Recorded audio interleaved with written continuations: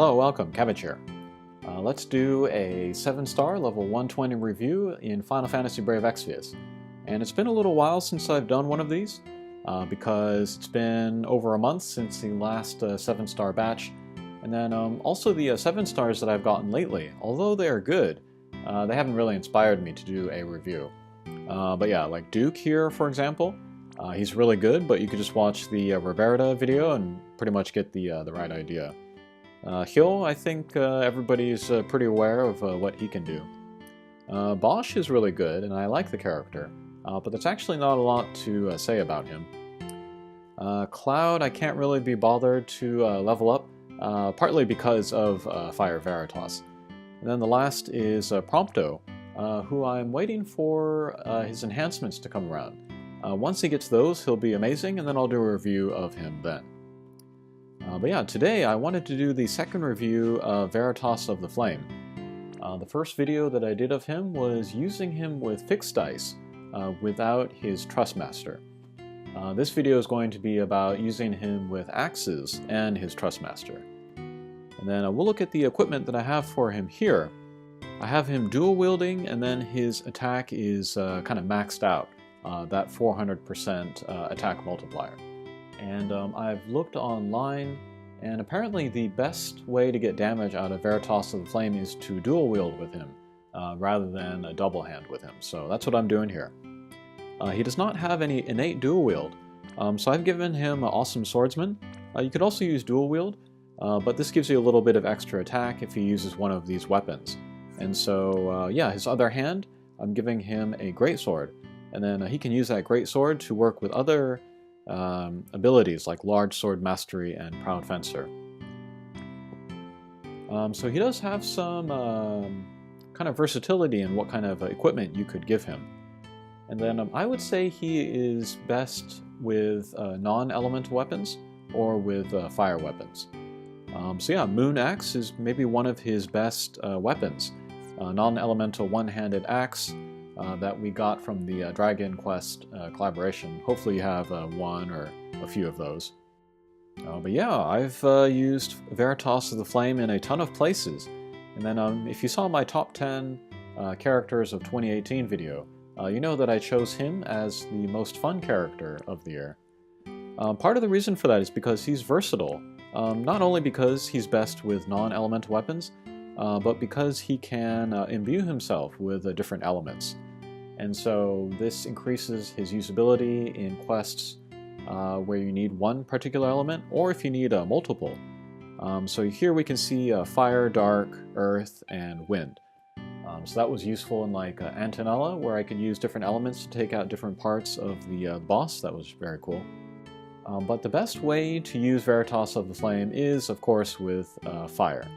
And there's a few reasons for that. One is his limit break does fire damage. Yeah, if you can take advantage of that, then that would be good. Also his counterattack ability, here we are, Fiery Retribution. This is I think it's 100% fire in peril as a counterattack.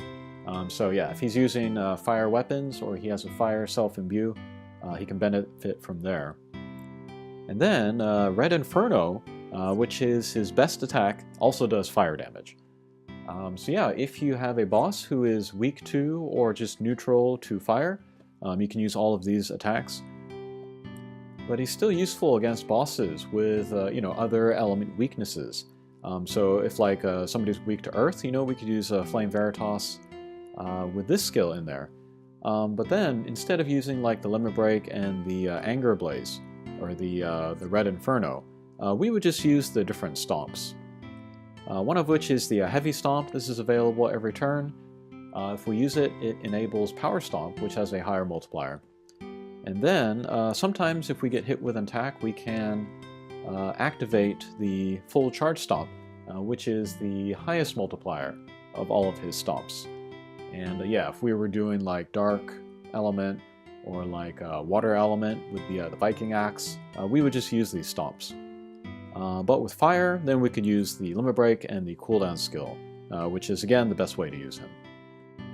And yeah, I feel like I talk about this every video where Flame Veritas appears, but the fact that Red Inferno the speed of it was doubled compared to JP.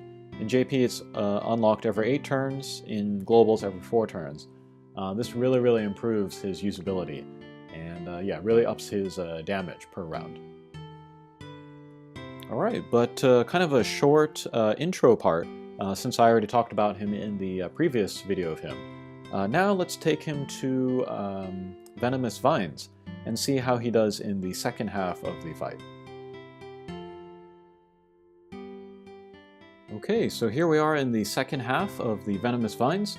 The first part, the boss is weaker against magic damage, so I used Emperor with that. Here, Flame Veritas is going to be the main damage source. The big one and then the 2 little ones on the sides are weak to physical.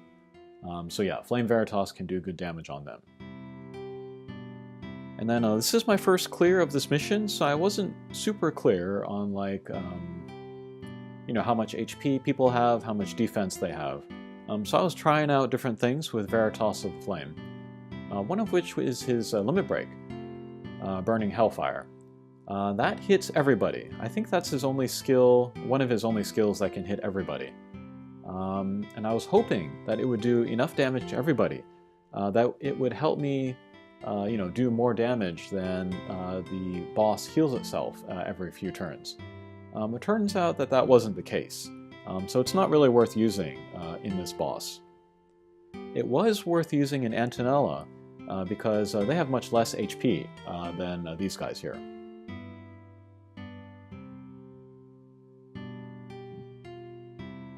Okay, so there's that Fire Imperil counterattack from Veritas of the Flame.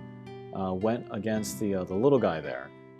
That little guy in the center is weak to magic, so with Emperor maybe we could do damage to it. But what I'm going to do is I'm going to you know, concentrate on the big one, and then instead with Emperor I'm going to use defensive abilities. I think he's got Cradle of Horns from that ability, so we'll use that instead, improve our defenses. But yeah, basically Veritas of the Flame, he is going to use his cooldown skill when he can. Otherwise, he's going to be using Stomps. And ideally, the turn before I use his cooldown skill, I'm going to use Anger Blaze, which will raise his attack, so he can do more damage when he does use that cooldown skill.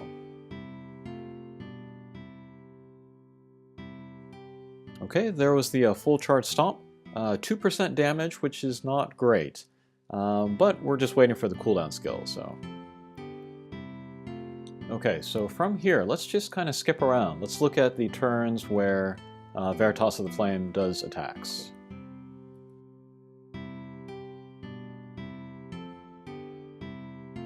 Okay, turn 4. The previous turn, turn 3, Veritas of the Flame used Anger Blaze to raise his attack. Now let's use the cooldown skill on the big guy, see what kind of damage we can do.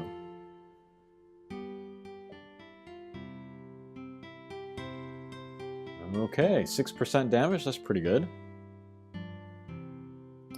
For this fight, I did want to concentrate on the fire damage, so instead of Moon Axe, I think I'm using the Refined Engine Axe.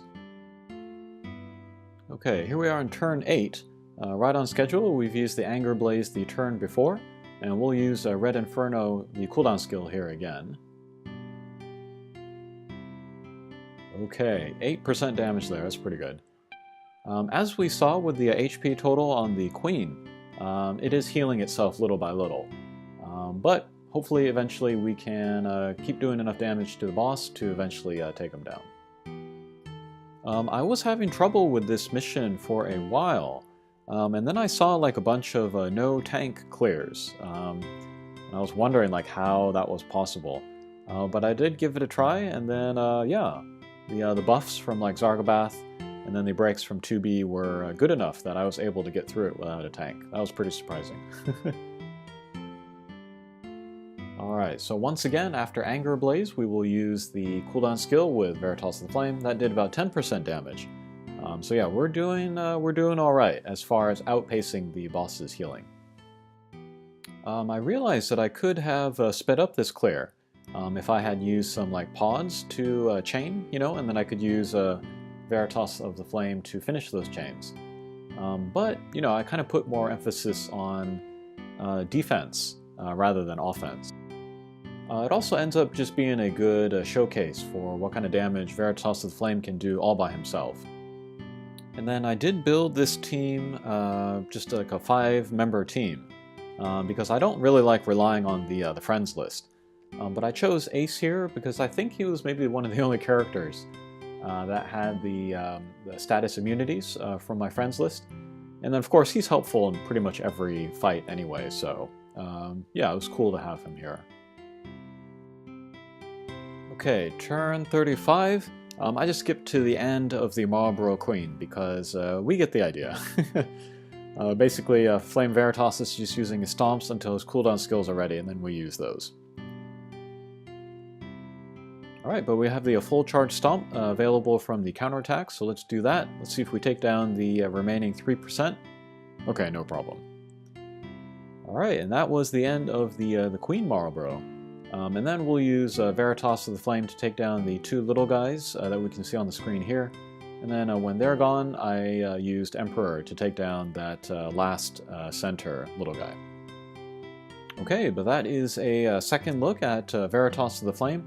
This time using axes and his Trustmaster. Maybe one of my favorite characters right now, and hopefully I'll be able to get a lot of good use out of him, even looking forward. Alright, thanks for watching, and we'll see you again. Take care.